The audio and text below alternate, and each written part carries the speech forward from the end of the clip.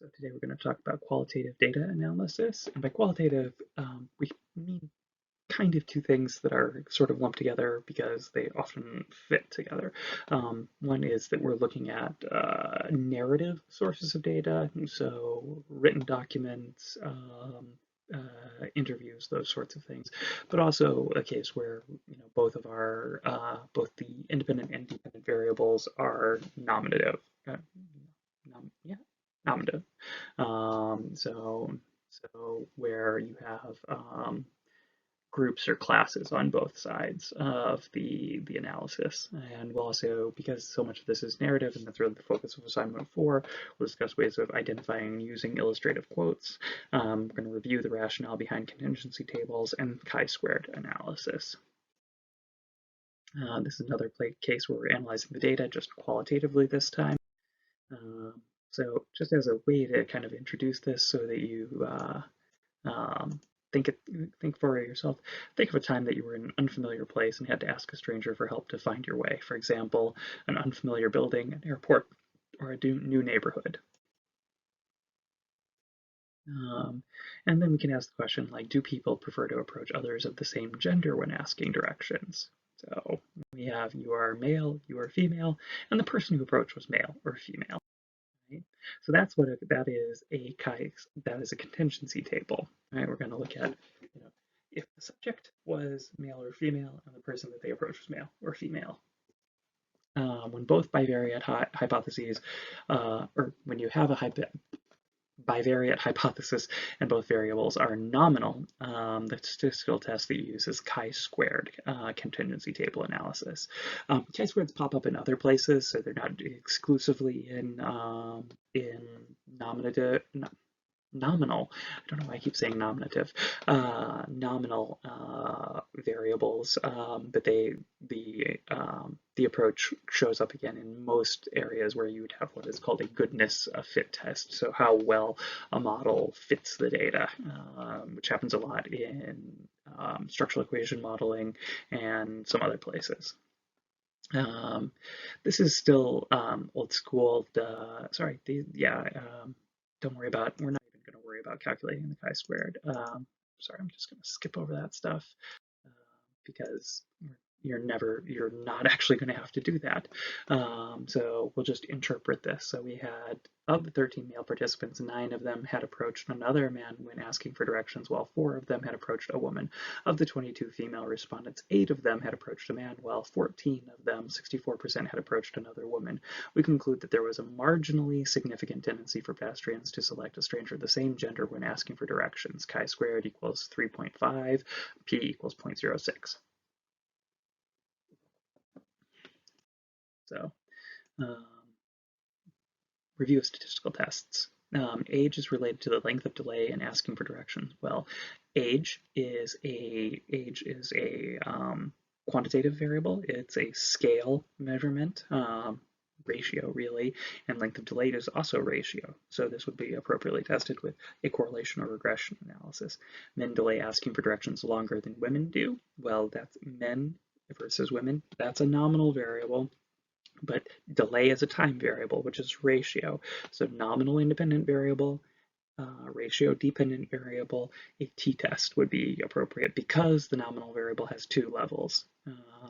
Some people prefer to approach others of the same gender when asking for directions. This is what we were just talking about, where we have nominal variable and nominal variable. So chi-squared analysis of the contingency table would be the most appropriate statistical test.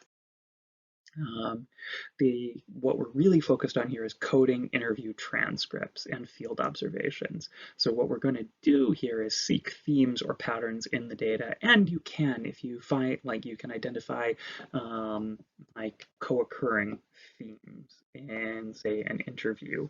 So, participant A mentioned theme 1 and theme 2, and so did participants B, C, D, blah, blah, blah. And so you can count up the number of instances of each theme and see how much they overlap. But the main thing here is telling an interesting story consistent with your analyses. So seeking themes and patterns in the data. This is where we can start with expected themes. So you go into, like one way of doing qualitative research is to go into the research, um, to reading and coding the transcripts with a model in mind, so a theoretical framework. And so when you're designing the interview protocol or an observation schedule, if you were instead of talking to people, you were watching them, and so you look to see how often people comment on this. So, and you want to, the main way to check reliability in qualitative studies, instead of like we did with Chromebox Alpha before, is inter-rater reliability. So, which basically says that if two different people code the same transcript, they agree about the themes in it. So, you know, so the percentage of agreement, between two or more raters is the important thing. So 80% is good reliability in this setting. And a lot of times, if you read work that uses multiple raters like this, they'll talk about their initial agreement, and then the two raters will have a discussion and resolve some, but not necessarily all, of their issues. And then they will report the percentage of agreement afterwards. So, like initial agreement, which sort of says, sort of like naturalistically how much did they agree, then they can discuss and see if they can resolve any of the differences they saw. And so usually the second time, the second reliability is higher, sometimes as high as 100%, because it's like, oh, I saw that differently, but I see where you're coming from. We can both agree to put it here instead. But rarely 100, but it does usually go up quite a bit. And then you can also look for emergent themes, so ways in which the participants reacted to the interview questions that, as a researcher designing the study, you didn't expect. And there are methods of qualitative analysis that rely on this. Like, you may occasionally hear people talk about grounded theory, which is an approach where you intentionally go into the interview coding, um, quote unquote naive, blind theory, attempting to be theory blind. There's another approach called phenomenological coding, where you go through the interview protocol yourself as the researcher or the rater, to try to understand your perspective on it, so that you can block that out. It's a term derived from the Greek that is called an epoché statement, which is to give your own natural understanding and biases about the research, so you can try to bracket that out. So you can say, like, this is the way I see things, this is the way the participants saw things. And similarly, if you're observing people's behavior instead of interviewing them, when you see something that you didn't expect happen, you can code for it as well. Create contingency tables of interesting relationships. So, like we saw with the gender by gender in the directions example, that's a 2 by 2 table because gender has 2 levels, and sex has 2 levels. We really should start calling it sex. Has 2 levels, and those are, and both sides of it. Whereas if we looked at major and gender, for instance, that'd be a 2 by. We've sometimes used 5 or 7 major codings in this class, but there you go. In terms of drawing conclusions, and then you test it by the chi-square analysis. We draw conclusions, you draw inferences from what it is, and the point of qualitative research is really to tell a story. And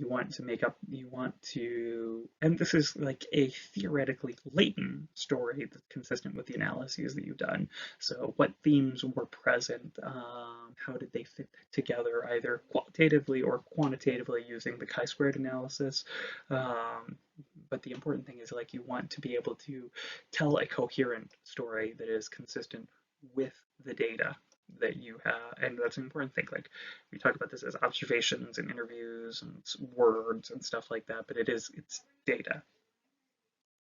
Uh, and then you want to present illustrative quotes from those interviews. So the idea here is like, sometimes like something that one particular participant said or a couple of them will really pop out at you as being like, this is a really, really good example of when this person said this thing. It's a really good example of the theme that we're talking about. Like again, an example, like one of the first pieces of research that I worked on was coding the approche statement of a doctoral student at a different university that my lab was working with, and he was interested in organizational justice and fairness. And his statement involved, the trouble is I don't remember an exact quote, but he had been working as a corrections officer, and he told a story about a time when there was a riot, like a prison riot at the facility he was working at, and he got knocked down and he was going to get trampled,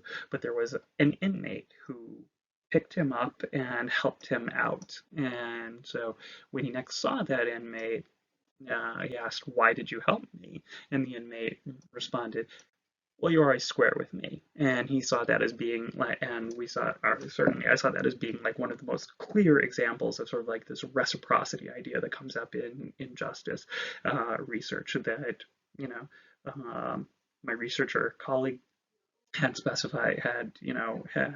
said something that really illustrated that. So that's what we mean as an illustrative quote. Um, Severed being hiding negative feelings in a job interview, antecedents and outcomes. So the interviewing techniques, use of pre-recorded interview questions. Again, so this way, the interviews are consistent across participants. Participants wrote their display rules after the interview.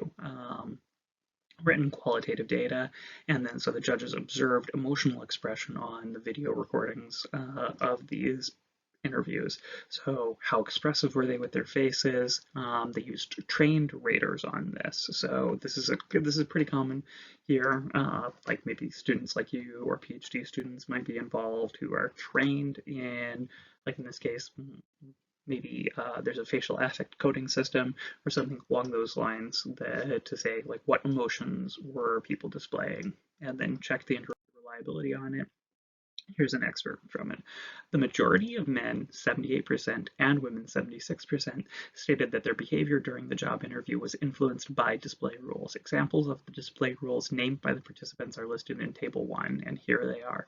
Show only positive emotions. Make a friendly impression. Don't look nervous or insecure. Control your excitement. Don't show annoyance or anxiety at questions you aren't prepared for. Show that you are relaxed even if you are wound up inside. Appear competent and assertive. Just don't show your emotions. Be cool. So again, those are illustrative quotes of this, in particular, like demonstrating what kinds of things come up. What are the display rules that people like? How are they supposed to? How do people think of they are supposed to look in a job interview setting? More excerpt. Uh, More men than women stated they had tried to suppress or hide emotions a little or a lot during the interview. Specifically, 23 men, 62%, and 13 women, 35%, were categorized as suppressors, and 14 men and 24 women as non-suppressors. The gender difference was significant. That's chi-squared equals 4.4, p less than 0.05, confirming the hypothesis that men are more likely than women to suppress or hide negative emotions in a job interview. In response to the question of which feelings they had tried to suppress, both men and women named insecurity far more frequently than any other emotion, 16 of 23 men and 11 of 13 women. Other feelings dominated were excitement, helplessness, anxiety, and feelings of inferiority. So as you can see here, this is showing how the emotions that people are naming. This is stuff that they're volunteering, that they're just stating, not checking off of a list. So that's part of the qualitative things, but also how we're categorizing people as either suppressors of emotions or not suppressors of emotions based on whether they talked about whether they did or not. Xi et al. Reporting emergent themes in qualitative analysis. An emergent theme, influence of family members. Many students told stories of close and significant familial relationships that offered advice and guidance with specific emphasis on the importance of education. This theme emerged from a majority of students in our study. Here are some examples shared by students which assert that their family members served as important figures in their education and career decisions. When my father told me I should get my undergraduate degree here in Canada, get my master's in a Scandinavian university, and then become the chief financial officer of the International Monetary Fund, it was a perfect depiction of climbing the modern corporate ladder. I thought my father's advice was compelling. So again, this is just an illustrative quote to try to express what this theme is that they're showing. Sorry, this is, oh boy, I should have edited this before we put it up. Qualitative research and occupational choices. So this is going to be our assignment 4, which is going to be similar to the G study. So what are the influences of gender and parental motivation on students' career motivation? Um, um, So we'll read through the transcription data, looking for themes or patterns in the data. Expected themes are ones that you anticipated. So like intrinsic versus extrinsic career motivation, level of enthusiasm about parents' influence on career choice, and gender are perfectly expected themes. Emergent themes, participants' reactions and interpretation of interview questions, possibly unexpected to the researcher. Again, sometimes in the interviews, people say funny things. So extrinsic and intrinsic motivation, just to be clear, extrinsic motivation is dependent on factors in the environment external to the person. So tasks performed for external rewards like money, approval, or because it's just following the rules. Whereas intrinsic motivation is dependent on the person's own interest or enjoyment, feelings of achievement, challenge, and competence that occur independently of any external reward. So those are just definitions to help out. We expect the gender of interviewee and gender of parent to come to play a role. The extrinsic or intrinsic motives, underline relevant comments and label as extrinsic or intrinsic. So when somebody talks about doing something because it pays well, you might label that as an extrinsic motivator. If somebody said like comments on about it being interesting, that would be an intrinsic motivator. Count up the number of extrinsic versus intrinsic comments, decide which type predominates, and write that on the transcript for each person. And agree on 2 or 3 best illustrative quotes. Interviewee's reaction to parental influence.